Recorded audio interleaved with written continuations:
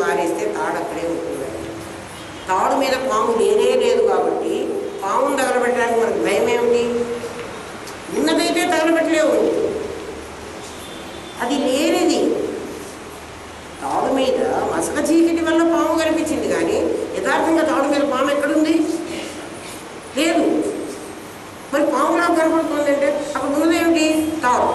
అయితే తాడుకు పాముకు ఏమిటిరా లక్షణం ఒకటే అనుకోవడానికంటే ఆ పాము ఏ ఆకారంగా ఉంటుందో ఈ తాడు ఆ ఆకారంగా ఉంది, అది తిప్పలు. అందువల్ల అది అలా కనపడుతుంది. మనకు కూడా సచ్చిత్తులు ఎలా ఉన్నాయో నామరూపాలు అలా ఉన్నాయి. ఎందుకని?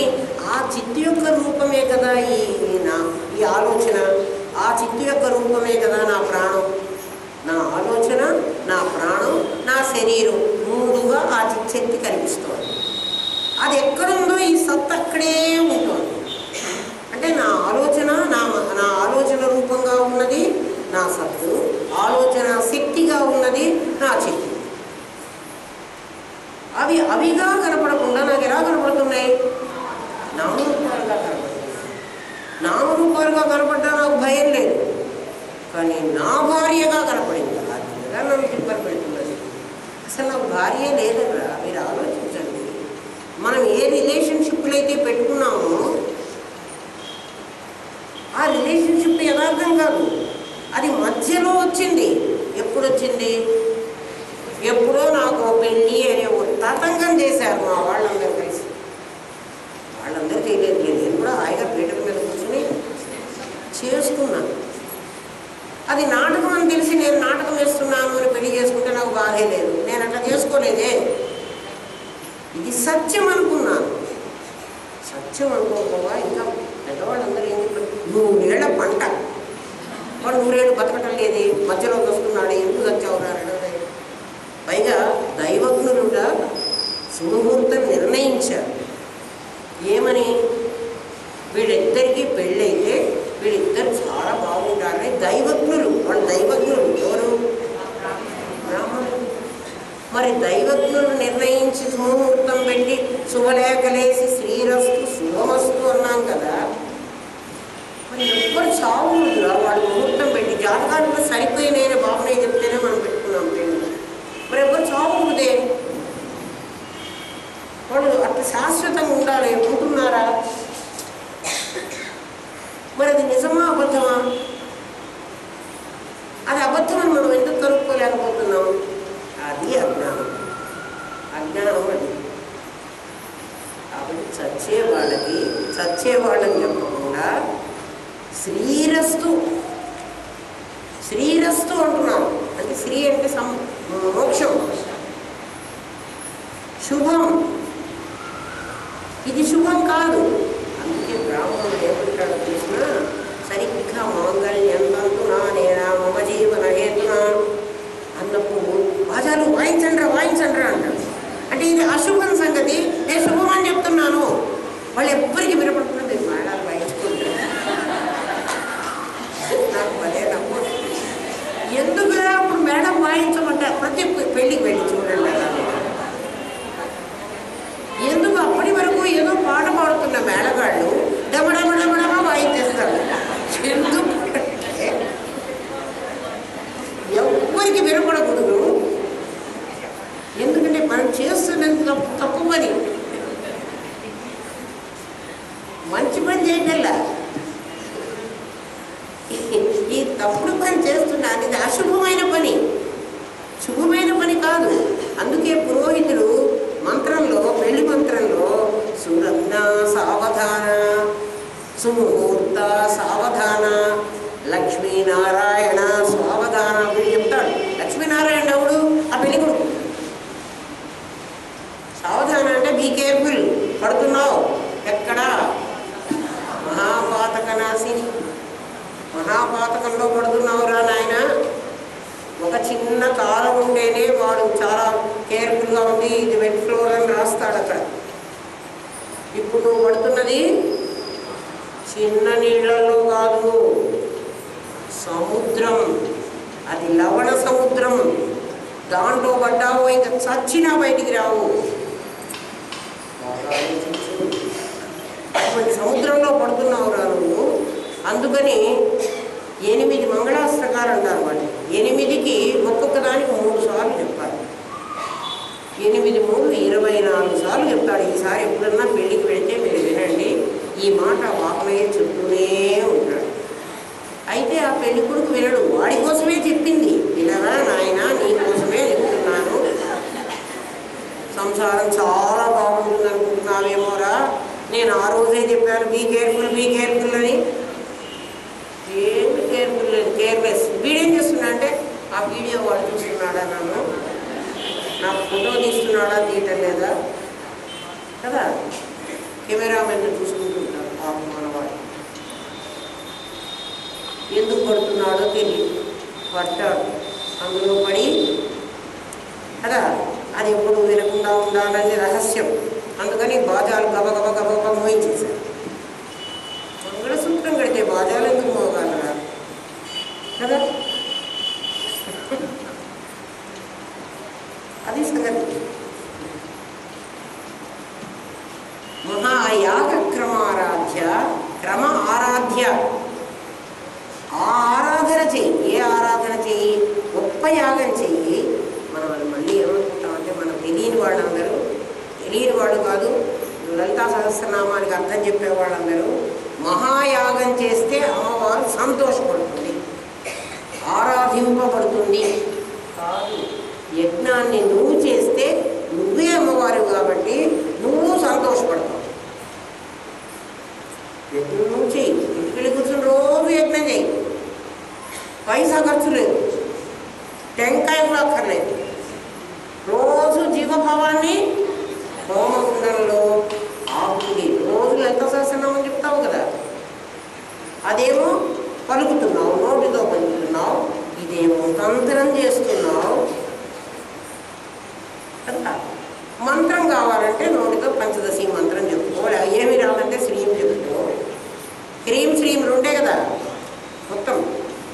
ఇప్పుడు యజ్ఞఫలం వస్తుంది. మీకు ఇంకా మంచి యజ్ఞం చేసే ఫలితం చెప్పనా? మీరు బాగా తేలికగా యజ్ఞం చేయగలిగారు. మీరు రోజు అన్నం తింటారు కదా, అన్నమో రొట్టె. మరి మీరు ఏం తింటారు? ఏ ఆహారం అన్నా తినండి. ప్లేట్ పెట్టుకుంటారు. ఎంగిలి పెట్టవాలండి. ఎంగిలి పెట్టద్దు. నా భర్త ఎంగిలి నాకు చాలా ఇష్టము, లేకపోతే పారేస్తున్నాడు అది నేను తినాలి అట్లా పెట్టద్దు. ఒక పళ్ళెల్లో మీరు వడ్డించుకుని పాచిది కాకుండా, పాచిది అంటే లెఫ్ట్ ఓవర్, నిన్నటిది కాకుండా ఇవాళ వండింది పదార్థాన్ని కంచంలో పెట్టుకుని మీరు తింటారు, కలుపుకొని తింటారు. కొంచెం నెయ్యి కూడా వేసుకుంటారు, కలుపుకొని తింటారు. ఆ తినేటప్పుడు ఇది హోమగుండం. అహం వైశ్వానరో భూత్వా ప్రాణినాం దేహమాశ్రిత. అహం పరమాత్మ అంటున్నాడు, వైశ్వానరుడనే పేరుతో నీ లోపల నేను అగ్నిగా నీ జఠరాగ్ని నేనేరా అన్నాడు. అంటే లోపల ఒక యజ్ఞగుండం ఉంది మనకు. వైశ్వానరుడు అనేటువంటి అగ్నిదేవుడు అక్కడ మండుతున్నాడు. గార్హపస్యము, ఆహమనీయము, దక్షిణాగ్ని అని అగ్ని త్రేతాగ్నులు 3. గార్హపస్యము, ఆహమనీయము, దక్షిణాగ్ని. ఈ అగ్ని, గార్హపస్య అగ్ని పెళ్లిలో నిప్పు పెట్టి చేస్తారు చూడండి, అది గార్హపస్య అగ్ని. ఆ నిత్యాగ్నిహోత్రాన్ని దాచుకుని మనం చచ్చిపోయిన తర్వాత అంత్యేష్టికి నా కొడుకు అది తీసుకురావాలి.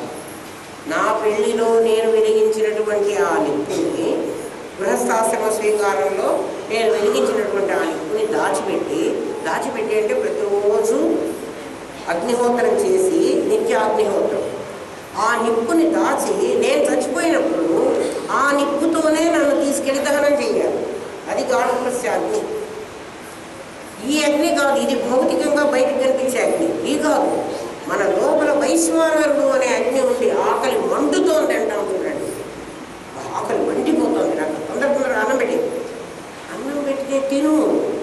తినేటప్పుడు వైశ్వానరాగ్ని అనేటువంటి హోమగుండంలో ఈ హోమ ద్రవ్యాలని ఏమేమిటి? భక్ష్యం, భోజ్యం, చోష్యం, లేహ్యం. తినే పచ్చళ్ళు ఉన్నాయి, లేహ్యాలు ఉన్నాయి, అంటే క్రీములు, చీజులు, తర్వాత అదేమిటి బ్రెడ్ జాములు, ఇవన్నీ లేహ్యాలు. బ్రెడ్ జామ్ తింటాం చూడండి, అది కూడా లేహ్యమే. తర్వాత నవిలి తినేవి, కొరికి తినేవి, పాయసంలాగా తాగేవి మనం రోజు ఎన్నో రకాలు తింటున్నాం. ఆ 4కి భక్ష్య భోజ్య చోష్య లేఖ్య.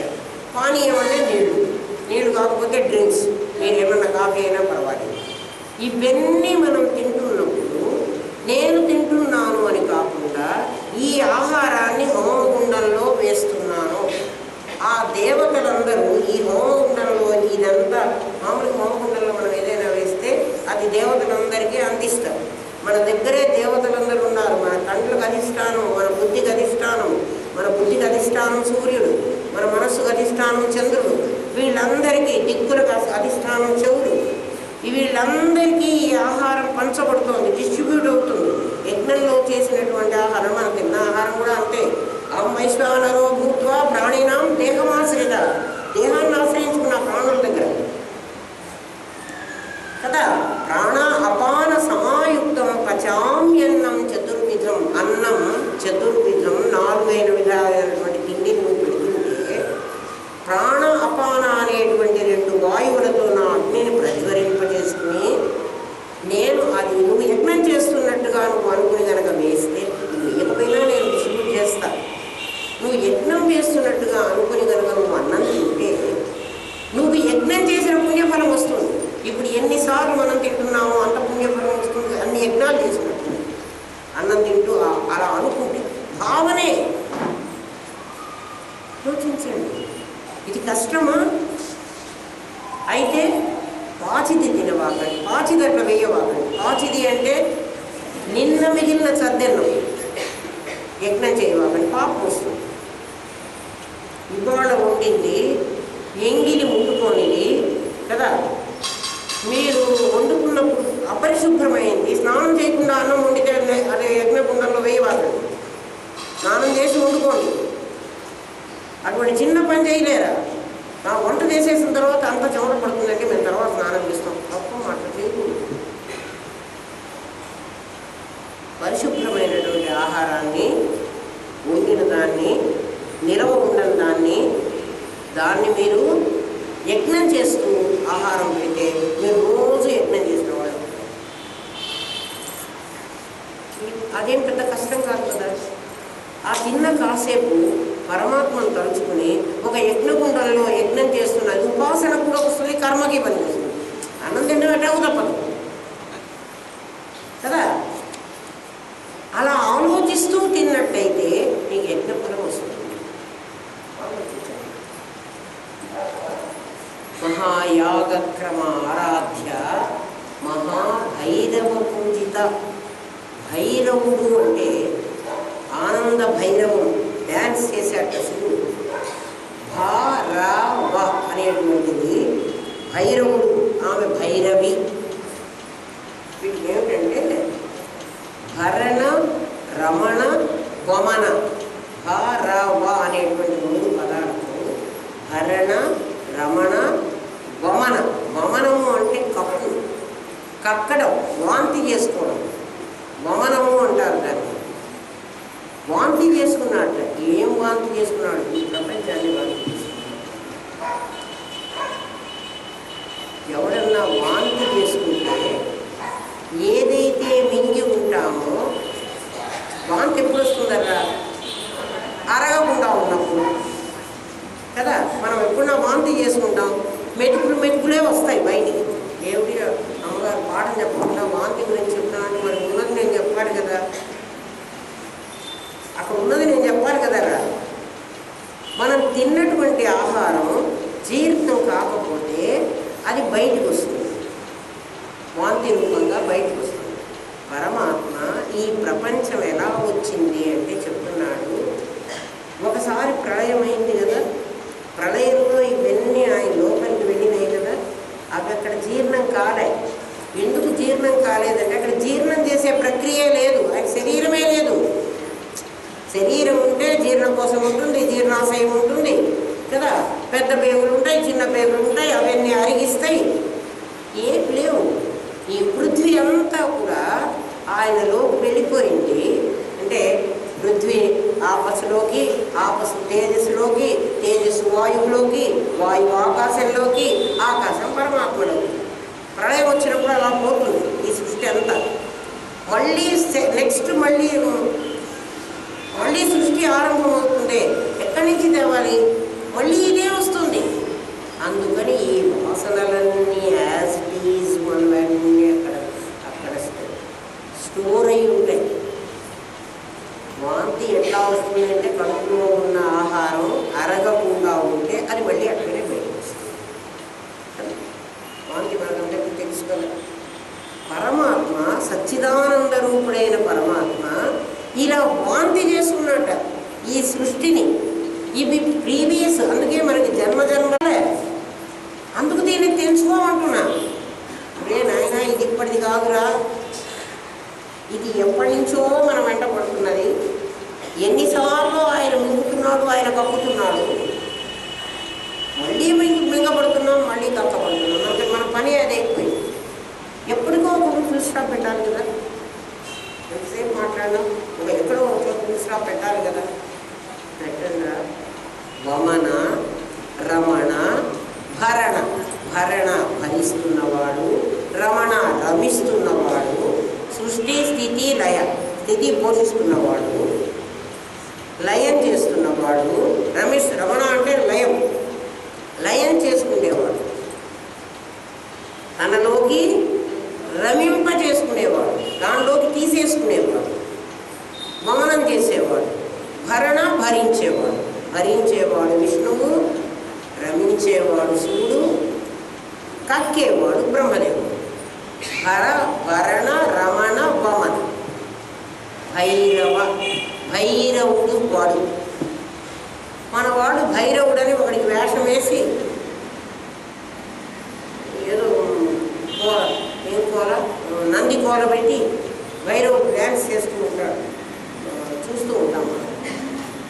ఇవన్నీ నిజమైన అర్థం వాళ్ళకి బోధపడక ఇలాంటివన్నీ సమాజంలో వచ్చినాయి. అవి సత్యం అనుకుని మనం అదే ఫాలో అవుతున్నాం. ఇక్కడ మనకు నిజం తెలియదు కదా. ఆలోచించండి. భైరవుడు, ఆమె భైరవి. భైరవుడై ఆయన ఏం చేస్తాడు? రమణ అయినాడు. రమణ అయినాడంటే అవన్నీ తీసుకుంటున్నాడు. ఎందుకంటే మహాతాండవ సాక్షిని నిన్న చెప్పుకున్నాం. సాక్ష్యం వహిస్తున్న వాడు ఎప్పుడు వాడికంటే భిన్నంగా ఉండాలి. ఇవన్నీ సృష్టి స్థితి లయం జరుగుతుంటే దానికంటే వేరుగా ఉన్నాడు ఆయన. అప్పుడు ఆమె ఏమైంది? భైరవి. ఆయన భైరవుడు, ఈమె భైరవి, ఆనంద భైరవి. మహాసంబరంట. ఇద్దరు కలిసి శివారాస్యం శివతాండవం. ఈ ఇద్దరు వాళ్ళు అంటే ఆనందపడిపోతూ ఆడుతూ ఉంటే సృష్టి అంతా మరి మునిగిపోతుంటే ఆనందం ఏమిటి? ఆనందం ఏంటంటే ఆట ఆడుకునే వాడికి ఆనందమే కదా. అది నిజం అనుకుని మనం చూస్తున్నాం కాబట్టి మనకు దిగులు. కానీ ఇది లీల, పరమాత్మ యొక్క లీల. సర్వమున్నదని దివ్య కళామయ మనసు విష్ణునందులము చేర్చి కారణి నూతుట పేరు నిశాచరగ్రణి అని ఆ హిరణ్యకశిపుడికి ప్రహ్లాదుడు 5 ఏళ్ల పిల్లవాడు చెప్పాడు. ఎందుకయ్యా ఇవన్నీ పడి వస్తావు? ఇదంతా భగవంతుడు లీల. వాడు ఆడుతున్నాడు, నువ్వు చూస్తూ ఉండు, సాక్షిగా ఉండు, ఎందుకు అనవసరంగా దాంట్లో పడి వస్తావు అని 5 ఏళ్ల పిల్లవాడు చెప్పాడు. వాడికి ఉన్న జ్ఞానం మనకు లేదు. మనకి ఎందుకు లేదు అంటే ఆ 5 ఏళ్ల వాడికి నారద మహర్షి ఉపదేశం చేశారు. మనకు ఎప్పుడు ఉపదేశం చేయలేదు. మనకు వెన్నెల సీమంతాలు చేశారు, ఇంకేదో సీమంతాలు చేశారు. ఎవడు పరమాత్మ గురించి చెప్పినవాడు కాదు. ఆ సీమంతాలని ఫోటోలు తీయడం, రంగుల ఒక తెల్ల గుడ్డలు, ఒక ఎర్ర గుడ్డలు, ఒక నల్ల గుడ్డలు, ఏదో పడతారు. ఏం చేశారు? సీమంతాలు చేస్తున్నారు. ఏం సీమంతం? ఆలోచించండి. ఒకరిని చూసినప్పుడు పిచ్చెక్కుతున్నది. యథార్థాన్ని తెలుసుకోండి. పిచ్చి వేషాలు వేయకండి, అది పిచ్చి వేషం. సీమంతంలో గర్భస్థ శిశువుకు పుంసవన సీమంతము అనేటువంటి దాంట్లో వాడికి సంస్కారం ఇవ్వాలి. షోడశ సంస్కారాలు అది మొదటి సంస్కారం. తల్లి గర్భంలో ఉన్న బిడ్డకి సంస్కారం ఇవ్వాలి. అదేం లేకుండా అసలు మంత్రము లేదు, తంత్రము ఏం లేదు.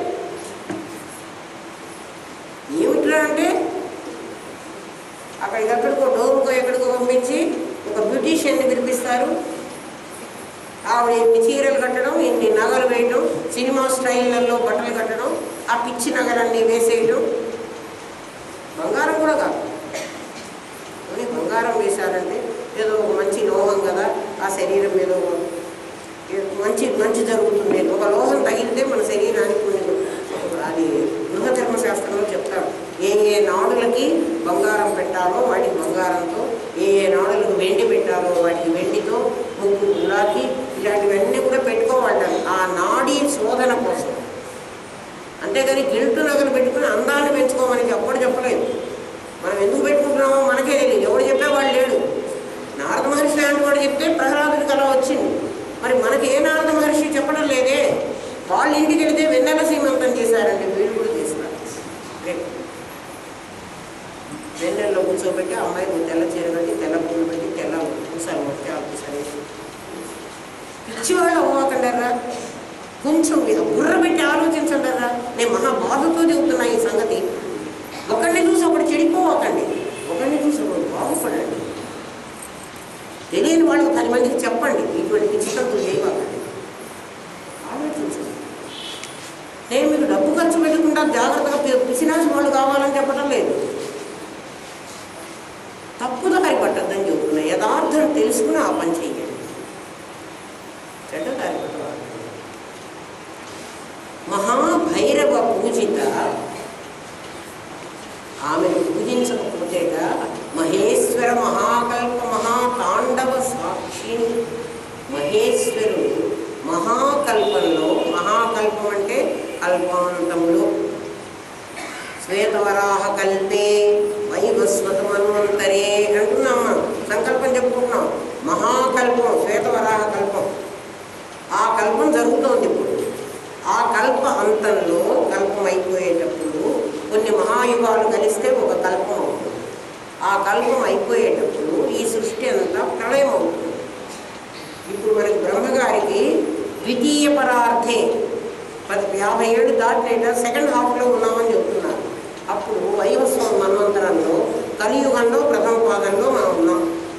మన లొకేషన్ చెప్పుకుంటున్నాం. జంబూద్వీపం, భరతవర్షం, భరతఖండం, ఏదో మన ఇష్టం. అక్కడ కూడా ఐంద్రఖండం అని చెప్పుకుంటారు, రమణక వర్షం అని చెప్తారు. రోజు సంకల్పం చెప్పుకుని అదే అలవాటైంది. పసిఫిక్ మహాసముద్ర పశ్చిమే తటే అని చెప్పుకోవాలి. అక్కడ ఇక్కడైతే తుంగభద్రా నద్యా పశ్చిమే తటే అని చెప్పుకుంటాం. అక్కడ పసిఫిక్ మహాసముద్ర పశ్చిమే తటే అని చెప్పుకోవాలి. అట్లా సంకల్పం అంటే మన లొకేషన్, మనం ఎక్కడ ఉంటున్నామో అది దేవుడిని చెప్పుకుంటున్నాం. అదంతా కర్మకాండలో భాగం, ఉపాసనలో భాగం. అది మహాకల్పం అప్పుడు ఈశ్వరుడు పార్వతి, పార్వతీ ఈశ్వరుడు అంటే సచ్చిత్తుడే. మళ్ళీ పార్వతీ ఈశ్వరుని చూడబాకండి మీరు. ఒకవేళ చూశారు అంటే బ్రహ్మ విష్ణు మహేశ్వరుడు ముగ్గురు కలిసి ఈ సృష్టి స్థితి లయం చేస్తున్నారు. ఈయన సాక్షిగా వేరే చూస్తున్నారు. అట్లా ఊహించుకున్నారు, ఏం పర్వాలేదు. వీళ్ళందరూ ఈ సృష్టి జరుగుతూ ఈ సృష్టి లయం అవుతుంటే సాక్షిని, సాక్ష్యం వహిస్తోంది, అవి చూస్తోంది. ఎవరు ఈయన తెలిసినా ఆ 4th డైమెన్షన్లో ఉండే ఆ 3 సింహాలలో 4వది ఉంటుంది. 4 ఉంటారు. 4 సింహాలు ఉండకపోతే మనకు 3 కనిపించవు. ఎటు చూసినా 3 కనిపించాలంటే 4వది ఉండి ఉండాలి. ఇటు చూస్తే ఈ 3 కనిపిస్తాయి, అటు చూస్తే ఈ 3 కనిపిస్తాయి, ఇటు చూస్తే ఈ 3 కనిపిస్తాయి, ఇటు చూస్తే ఈ 3 కనిపిస్తాయి. 4 లేకుండా 3 ఉన్నాయి ఒకవైపు అంతా ఏం ఉండదు. మనకు ఒకవైపు నుంచే మన నాణ్యాల మీద చూపిస్తున్నారు. 4 వైపులు ఉంటాయి. ఆ 4వది తురీయ అనేటువంటి స్థితి. ఆ స్థితిలో నెక్స్ట్ వస్తుంది మహాకామేశ మహిషి. సాక్షిణి అనేది 4వది అని ఎందుకు చెప్తున్నట్టు నెక్స్ట్ నామంలో మహాకామేశ మహిషి, కామేశుడికి భార్య. ఆయన భార్య. ఆయన ఈమె లేకపోతే ఆయన శవం, ఈమె ఉంటే ఆయన శివం కదా. కామేశుడు ఆయన, కామేశ్వరి ఈమె. కామేశ్వరి మహానందిలో ఉన్న అమ్మవారు కామేశ్వరి.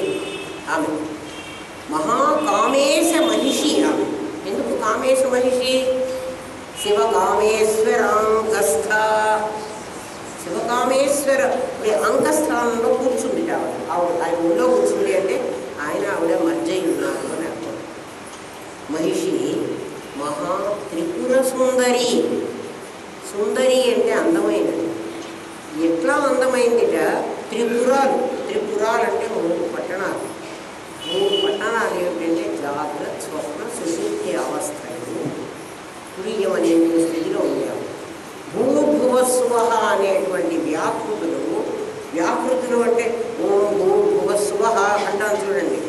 తత్సద్విదుర్వరేణ్యం భర్గో దేవస్య ధీమహి భూర్భువస్సువః అనే వ్యాకృతులు వాటి పేరు. స్థూల సూక్ష్మ కారణ శరీరాలు ఈ మూడిట్లో ఏ మూడు త్రిగుణాలు సత్వరజస్తమో గుణాలు మీరు ఏమన్నా అనుకోండి, మూడిటికి ఆవిడ సుందరి. ఒకటి కాదు, త్రిపుర సుందరి కాదు, మహాత్రిపుర సుందరి. ఆవిడ ఎలా ఉంది అంటే కామేశ మహిషి తాండవ సాక్షి. తాండవాన్ని చూస్తోంది, చేస్తోంది కాదు. ఎందుకు చేస్తోంది అనేది చూస్తోంది అన్నారు. చేసేది యథార్థం కాదరా, ఇదంతా భ్రాంతిజం. ఇది ఎవరు చేయకూడదు. చూడచ్చు, అందుకు నువ్వు చెయ్యవాకు. నువ్వు చూడు ఈ ప్రపంచాన్నంతా. ఎలా చూస్తావు? పరమేశ్వరుడి లీలగా చూడు. నువ్వెందులో ఇన్వాల్వ్ అవ్వకు, నువ్వు వేరుగా ఉండు. చెప్తున్నావు చతుషష్ఠుపచారాఢ్య చతుషష్ఠి కళామయి. ఇది కూడా చెప్పేశాను. షష్ఠి కాదు, షష్ఠి ఉపచారము, షోడశోపచారాలు.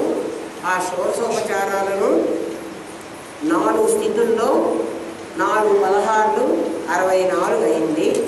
4 స్థితులు నీకున్నాయి. ఏమంటే ఒక స్థూలము, ఒక సూక్ష్మము, ఒక సూక్ష్మతర సూక్ష్మతమ. స్థూల సూక్ష్మ సూక్ష్మతమ సూక్ష్మతర అనేటువంటి 4 సూక్ష్మతర సూక్ష్మతమ తమ సూపర్లేటివ్ 4 రకాలుగా 4 16 64 చతుషష్ఠి ఉపచారాఢ్య